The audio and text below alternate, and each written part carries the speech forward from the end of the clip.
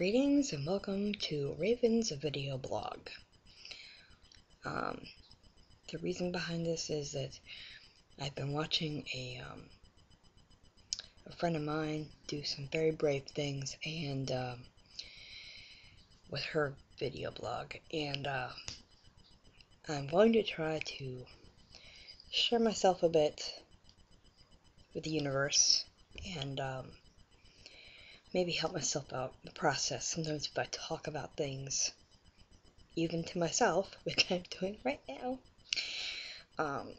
it helps me work things out. So that's where I'm going with this. I'm going to be discussing my battle with manic depression and schizoaffective disorder, and bipolar disorder, and various and sundry social and anxiety disorders. Because, you know, it never just, it can't be just one thing. No. It's got to have a gazillion D things on top of it. You know, no deal. We're dealing, we're processing. That's what we're doing. And I use the royal we.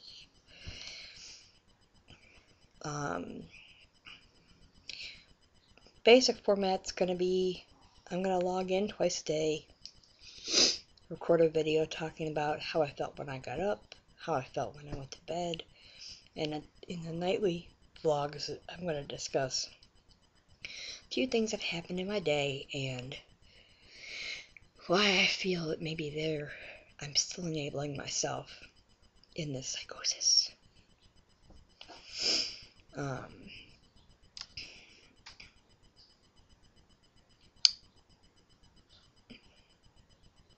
Okay. A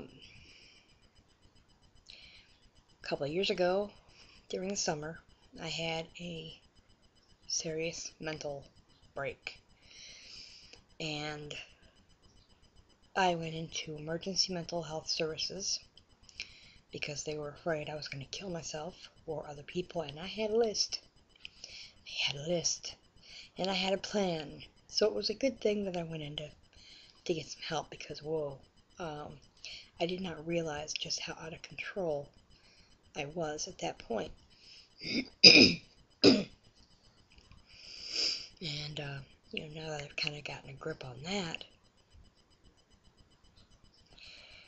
I look back and it's like, whew, that was a bad summer.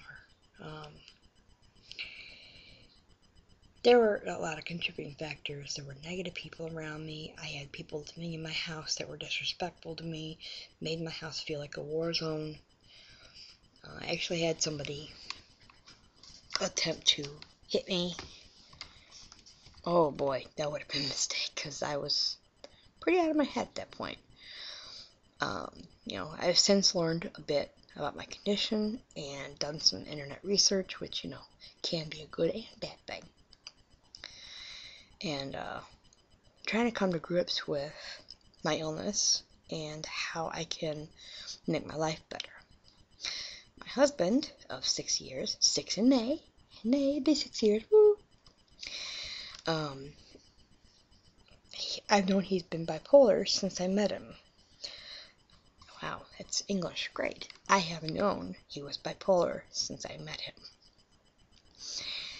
And he's taught me the bravery of facing your illness and dealing with it on a daily basis.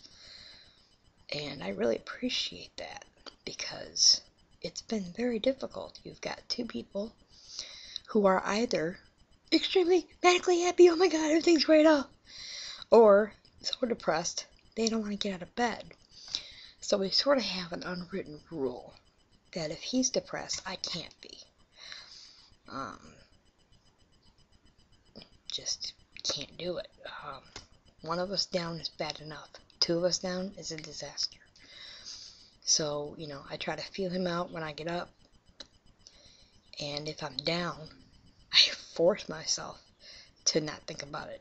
To just put it off until he comes back up. Pardon me. I just got up.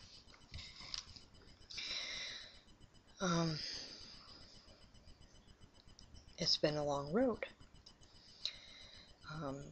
I've been in a little bit of therapy. I lost my insurance, so I have to wait until I get it back to go back. So that's my next magical trick, is getting back on the insurance. Thanks to my mental craziness, I am on permanent Social Security disability. I think they read my diagnoses and said, oh, she doesn't need to be around people. No, let's keep her in a box. A box is good. And you know that's okay, because I developed severe agoraphobia, and a fear of people, and a fear of open places, and a fear of crowds.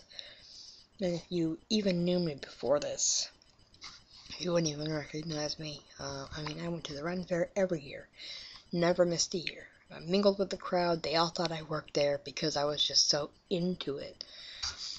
And now it's like, I don't leave the house, ever. Rarely I do go out to a local restaurant. I used to go there a lot before agoraphobia really hit hard. So it's one place in my hometown I feel safe. The other thing is, if I go shopping, it's Walmart at 4 in the morning because nobody else is there.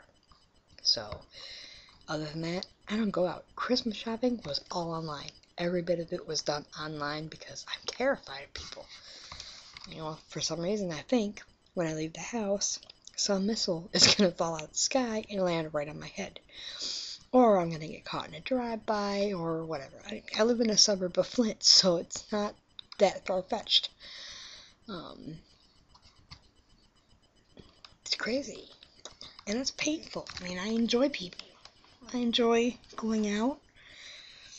I enjoy my husband. I enjoy my friends. And I have been a hermit for the last couple of years. So, that's not good.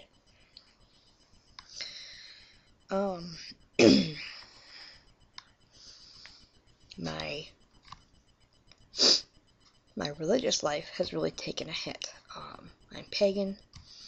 I used to celebrate every holiday.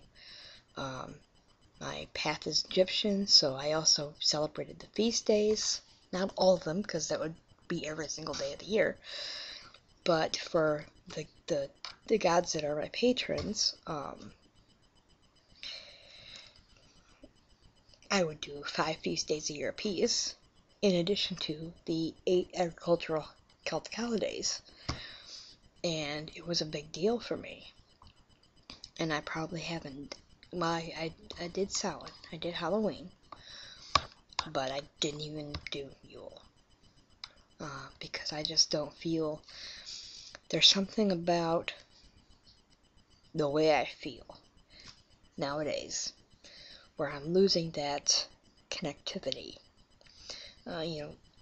If you knew me before this, I felt that I had a straight line to the gods. I felt like I had a direct line, and I felt like they heard me, and they listened to me, and that I was important to them. Alright, a little egotistical, but still, everyone wants to feel like God loves them, and I totally did. I felt like I had the ear of God, and he listened, and everything was copacetic. And now I don't feel that connection, and I miss it. I miss it so much, more than I can even articulate.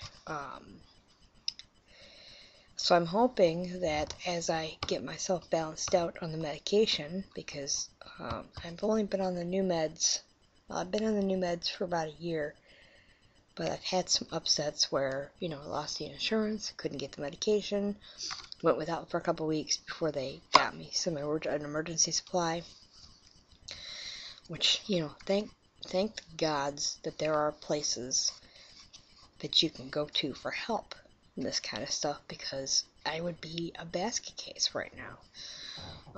I'm on Topamax, I'm on Klonopin. The Klonopin helps a lot with the nerves. The Topamax is for my mood disorder.